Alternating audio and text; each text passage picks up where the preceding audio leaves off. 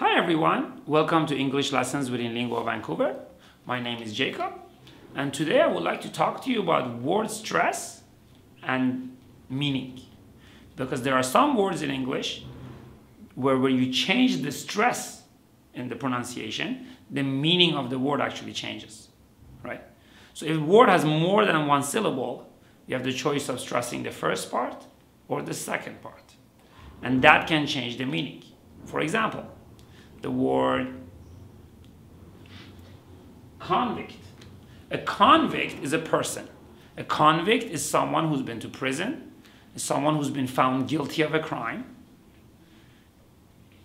someone who has been convicted of a crime. Oh, the verb is convict. So, when you find someone guilty of a crime, you have convicted that person of that crime. And once that person has been convicted, we call that person a convict. So you can see the slight change in pronunciation can change the meaning. Convict is the person. Convict is the act of putting that person in prison or finding him guilty of a crime, actually. Now, this actually happens with a lot of words, believe it or not. Rebel. A rebel is someone who's against the government. Rebel, you stress the first part again. What is that person doing? He's going against the government. He's rebelling against the government. Rebel. Rebel is the verb, and you stress the second part. So very quickly we see a pattern. Address. Address, that's the directions to someone's house, the location of someone's place of residence, or really the place of something, his address, the position, right? Because even in computers, data has addresses. Packets have addresses. Now, without getting into all the different connotations of the word address, let's remember the verb address, which means to direct your speech to someone or talk to a crowd, or again, many, many connotations for that word as well. But the point is there's the noun address and there's the verb address, right? So for example, you look at a letter, you say, I think this letter is for you. How do you know that? It's been addressed to you. It's been addressed to you. That means it's been directed to you. Right now, I'm addressing you, the audience, through this medium, YouTube. So do you see, address is a verb, address is a noun. So far, it's not so bad, and you can quickly get used to it, right? You have the word. Now, some of these words, like the word defect, for example, there's a defect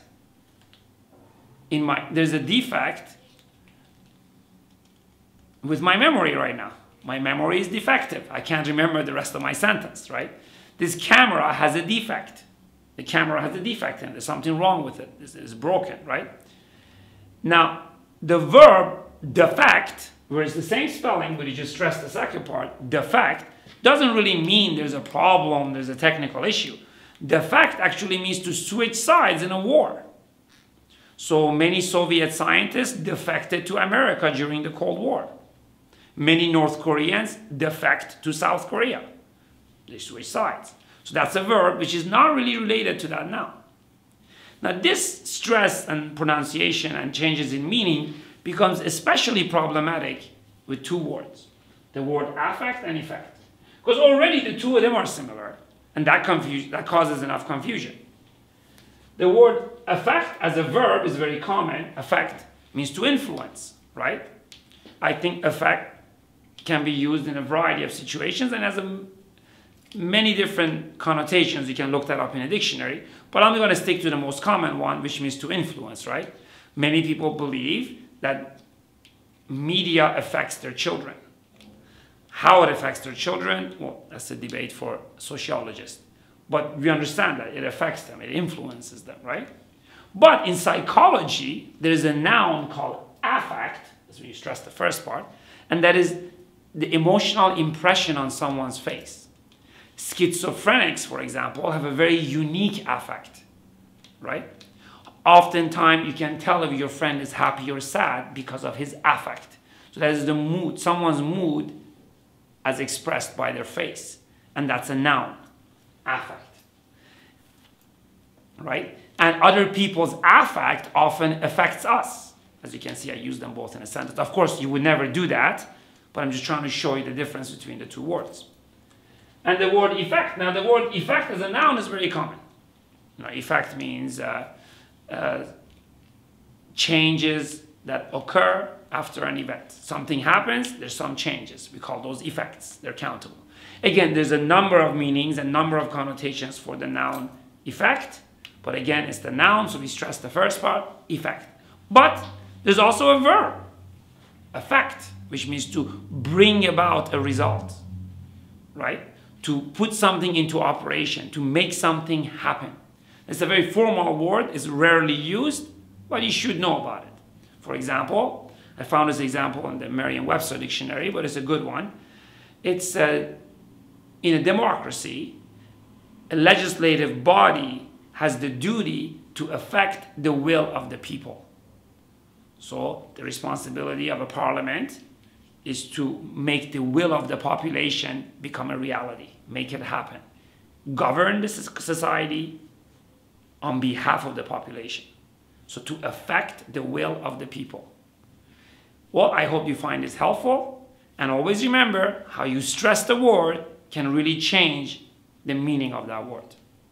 And the general rule with these is that the nouns tend to get the stress on the first syllable, and the verbs have the stress on the second syllable. Now, if you have more examples of these verbs, it would be very nice for you as students to leave a number of examples using these words as noun and as verb, so you can all look at your examples and understand them better. And I'll also be there in the comments exchanging ideas with you. I hope you find this helpful. We have many more videos like these on the site, so please subscribe to our channel, and we hope to see you at one of our campuses sometime soon. Have a great day.